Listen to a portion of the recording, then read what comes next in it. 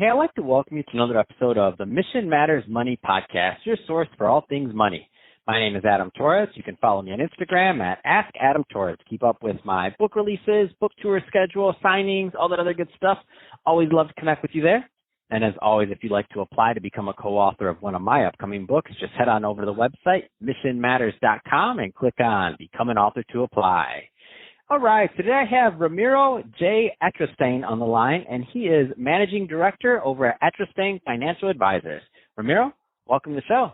Hello, great to be here, Adam. Oh, man, so this is one of my favorite topics. I'm excited to get into it with you. So we're going to talk about the benefits of hiring a fractional CFO. So a lot of business owners, entrepreneurs, executives out there listening that are kind of at that stage of growth or have been considering it, but since they haven't done it before, they're kind of trying to still figure it out. And I'm excited to get into that with you so that you can help them figure it out. Being said, I want to start off with giving us a little bit more about your background and what you're doing over at Atristaín Financial Advisors, please. Definitely. So here at Atristaín Financial Advisors, we act as an interim CFO or an external CFO, given that there's a certain level of companies that are not quite ready or don't think they have the budget to hire a full-time CFO, but they still have growth plans, and so we fit right into that niche in terms of companies that are emerging, companies that are planning to grow, and they realize how important it is to have a financial strategy and good, well thought out planning about it. I love it, and I think that's let's not hesitate. Let's just jump right into today's topic. So, hiring an interim CFO or a fractional CFO. I mean, where do you want to start with this topic? It's a big deal. Yes, it is. Well, there are small businesses, right, and there are mid-sized businesses. The small businesses, typically, from when they start, they have totally different needs, and so their biggest challenges are going to be obviously finding and keeping customers, financing their business, but at some point they need to probably raise some capital or be able to prepare to get credit and so forth. So at this point, they do need to develop, sort of a business strategy, a financial plan, maybe a forecast or so. So I can help them with that. We all help with that.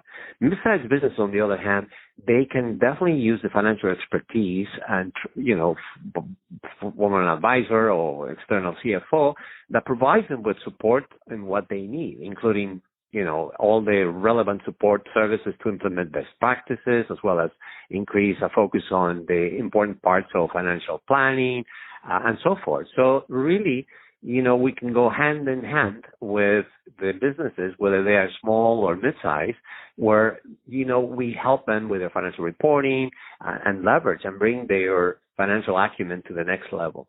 And even large businesses at that level, obviously, we work more with the entrepreneur who's now running a larger business and really needs more a second set of eyes to perhaps be able to see and gauge where the organization is moving from a financial perspective.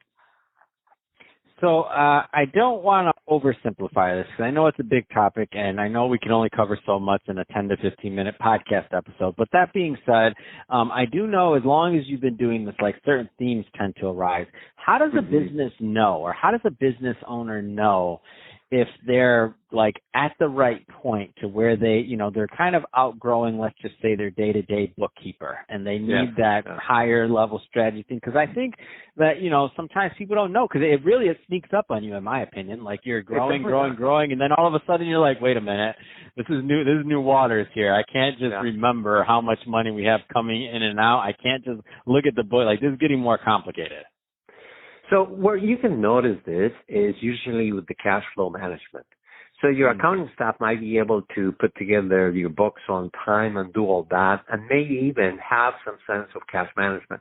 But they typically don't end up forecasting that and having that expertise to be able to navigate, challenges when it comes to cash management, which is a major aspect of how we usually interact with clients. And another way is when they tend to increase their capital needs and they might need a line of credit or they might need banking services. Well, at that point, a bank is going to typically ask them for some of this laid out really well thought out in a plan. And at that point, they realize they don't have the internal expertise to answer to those questions many times. So those are the two ways in which these things come up. Usually the first one, hopefully, and where you're still at a good, healthy stance, because if cash flow becomes a challenge when it's negative and you go over a few months where that is the case, then you're in a critical mode where you're going to be needing to make and take certain drastic measures, right? Mm-hmm. No, well said. And so what is the next step? What does the relationship typically look like? And I know that can vary too, but just for somebody that's trying to picture whether or not, these new shoes are going to feel good, I mean, give them a feel on what that overall relationship can look like. So first it might be, let's say, on a contractual basis where you're hiring for some hours of a CFO type of work. And so that usually lets us see some of the weaknesses or areas of strength and challenges that an organization is going through from a financial perspective. And so many times that's usually a way to make the owner or the president or CEO or so of a company realize where there are areas of improvement. So at that point, we can guide, not only from a financial reporting, but also from the process that could increase those, whether it's productivity or just that financial strategy or the financial management by itself, because there's a cost to not doing this well. The way I look at this is you have a pilot that runs over sort of flight 747, right? And there is a co-pilot or a flight engineer. We're more like the flight engineer that has the information, can really put together that for the pilot to move on, because the pilot has to be focused on where the airplane is going, right? No, that's, again, well said. So that being said, Ramiro, if somebody is listening to this and they want to learn more about Atristaín Financial Advisors, so final question, two-part question. Yeah. Part one, what are typically the right types of businesses and or industries that you typically prefer to work with and are typically a good fit for Atristaín Financial Advisors, number one? Number two, what's the best way for them to reach out and connect with you and your team?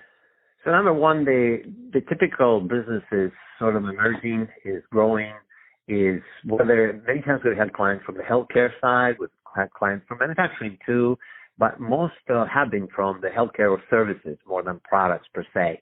And so, and then where they can reach us is at atristainadvisors.com. That's atristainadvisor.com. So that's basically, a point of contact. Fantastic. Well, Ramiro, been awesome having you on the show today. I mean, great topic, benefits of hiring a fraction or interim CFO. So all great stuff there. And to the audience, as always, thank you for tuning in. Hope you got a lot of value out of this. If you did, don't forget to subscribe to the podcast, leave me a review on the Apple iTunes store. And if you're watching this on our YouTube channel, Mission Matters Money, definitely give us a subscribe there, but also leave us some comments on the video. Love to know what kind of projects and things that you're working on. And Ramiro, thanks again for coming on the show.